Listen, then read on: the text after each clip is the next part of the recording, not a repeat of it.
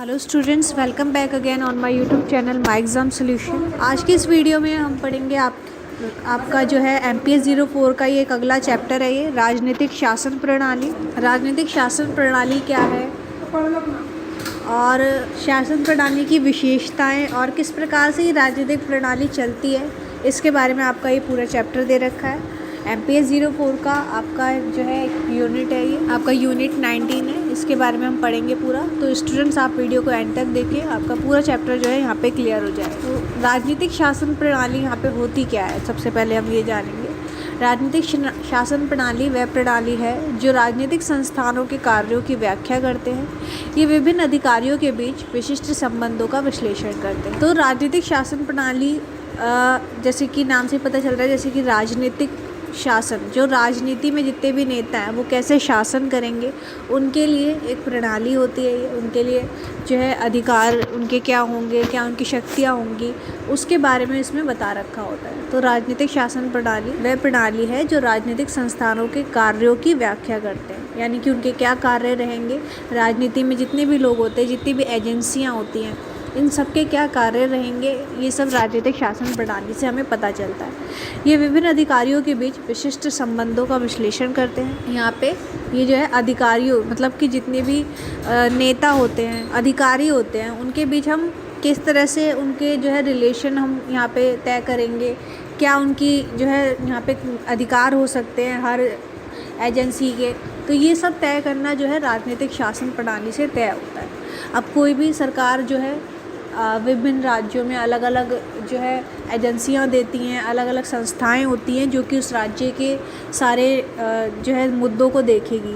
तो यहाँ पे वो तय करने के लिए एक प्रणाली बनाई जाती है, एक जो है सभी को अधिकार देने के लिए यहाँ पे एक प्रणाली होती है जो कि इन सबको बताएगी कि उनको क्या करना है और क्या उनके पास शक्तियाँ हैं जिसका इस्तेमाल करके वो जो है उस देश के लिए या फिर उस राज्य के लिए कानून नियम बना सकती है या किस चीज़ों पर वो एक्शन ले सकती है। तो यहाँ पे राजनीतिक शासन प्रणाली क्या होता है ये आपको समझ में आ गया होगा। अब अगला क्वेश्चन जो आपसे पूछा जाता है, राजनीतिक शासन प्रणाली की सामान्य विशेषताएं क्या है। तो राजनीतिक शासन प्रणाली हम खुद भी से भी लिख सकते हैं इसके बारे में। राजनीतिक शासन प्रणाली क्या है, अधिकारियों को उनके अधिकार बताती है या फिर हर जो है व्यक्ति को क्या करना चाहिए, उसे अपने राज्य में क्या उसकी शक्ति है, इसके बारे में बताती है। इसके अलावा आपस में बांटे गए उद्देश्यों को उत्पन्न करना ताकि उद्देश्यों एवं संस्थानों को सामान्य स्वीकृति मिल सके जिसके माध्यम से इन उद्देश्यों को पूरा किया जा सके।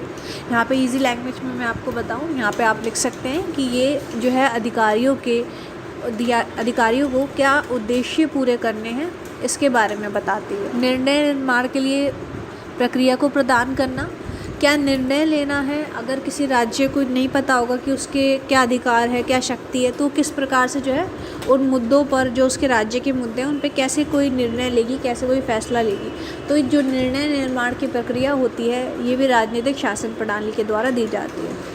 नीतियों का निर्धारण करने वाले हितों की अभिव्यंजना व एकत्रीकरण के लिए प्रक्रिया की स्थापना। तो यहाँ पे कौन सी नीतियाँ होंगी, क्या हित होंगे किसी के, और एकत्रीकरण की प्रक्रिया की यहाँ पे स्थापना करती। राजनीतिक शासन प्रणाली जो होती है इसमें क्या नीतियाँ हमें अपने राज्य के लिए बनाई जानी है, हमारे जो भी कानून नियम बनाए जाने हैं, तो ये सब नीतियाँ हमें राजनीतिक शासन प्रणाली से पता चलती है। उन तरीकों और साधनों को उपलब्ध कराना जिसमें निर्णयकर्ता के नियम और उनके पद के लिए चयन हो। अब राजनीतिक शासन प्रणाली में ये भी दिया जाता है कि हमें जो है किस प्रकार से कोई नेता चुना जाएगा या फिर जो है किस प्रकार से हम निर्णय लेंगे और हमारे क्या नियम होंगे, इस सब के बारे में भी बताया जाता है।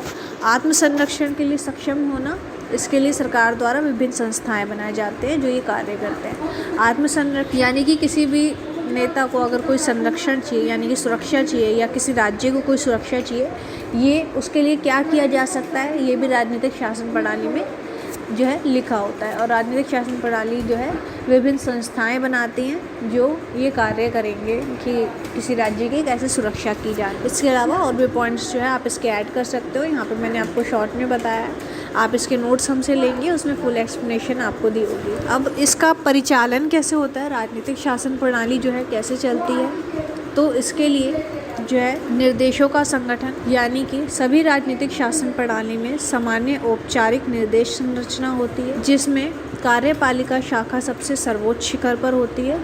ये मतलब कि किसी भी राज्य में किस प्रकार निर्देश दिया जाएगा या फिर किस तरह से वो संस्था चलाई जाएगी, उसका परिचालन कैसे होगा, तो इसके लिए राज्य में क्या होता है, एक कार्यपालिका होती है जो सबसे सर्वोच्च होती है और प्रशासन या नौकरशाही उसके नीचे होती है।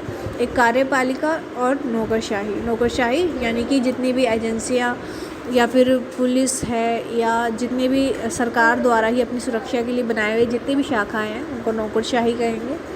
और नौकरशाही इसके नीचे होती है कार्यपालिका के, और कार्यपालिका जो है कानून बनाती है तथा न्यायपालिका उन कानूनों को कार्यान्वित करती है।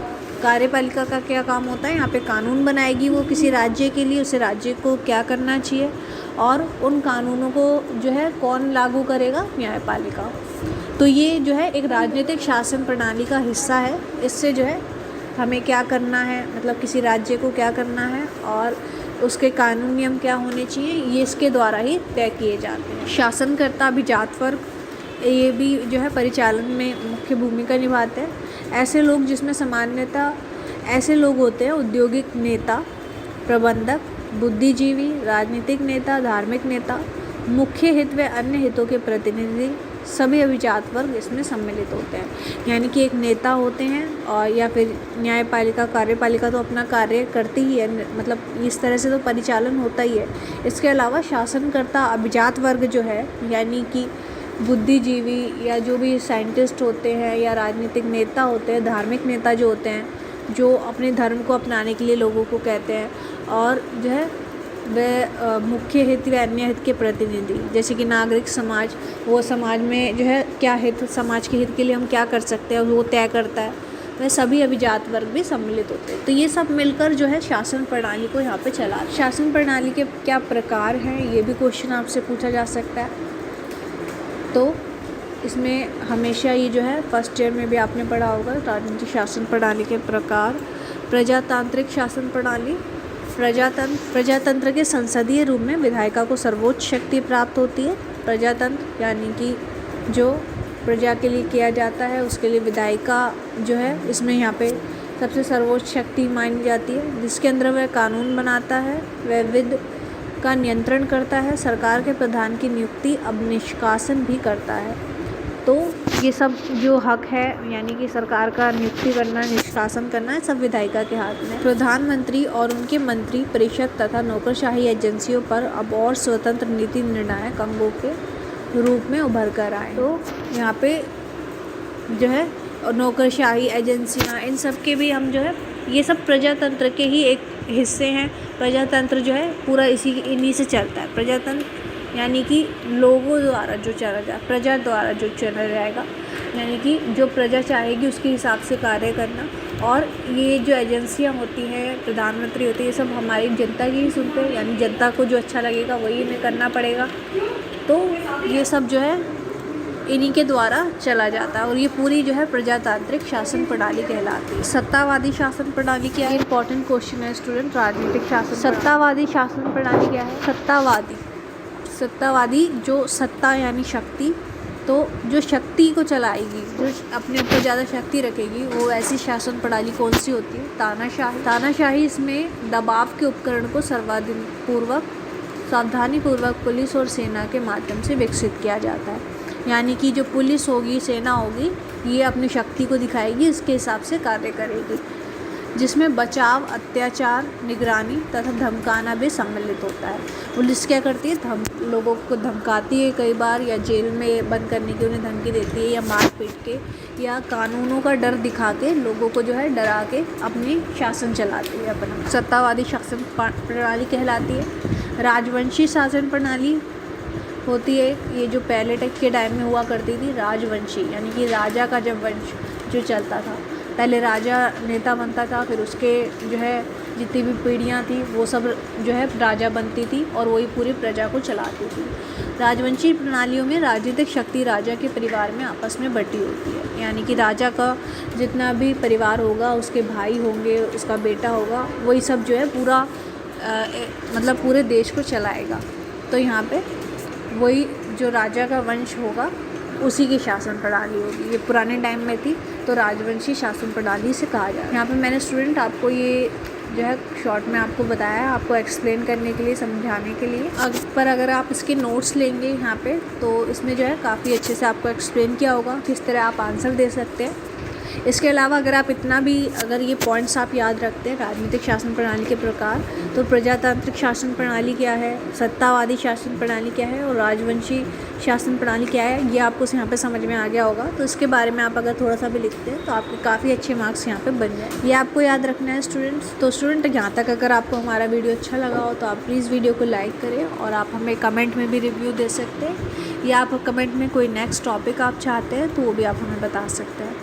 इसके अलावा स्टूडेंट अगर आपको ऑनलाइन क्लासेस चाहिए अपने एग्ज़ाम प्रिपरेशन के लिए, जिसमें आपको जो है सारी इंपॉर्टेंट चीज़ें आपको बताई जाएंगी, आपके पूरे एग्ज़ाम प्रिपरेशन यहाँ पे करवाई जाएगी, तो ये भी आप हमसे ले सकते हैं। ऑनलाइन क्लासेस की अगर आपको और इन्फॉर्मेशन चाहिए तो आप हमें व्हाट्सएप पर जो है DM करके भी इन्फॉर्मेशन ले सकते हैं। तो thank you so much students video को एंड तक देखने के लिए।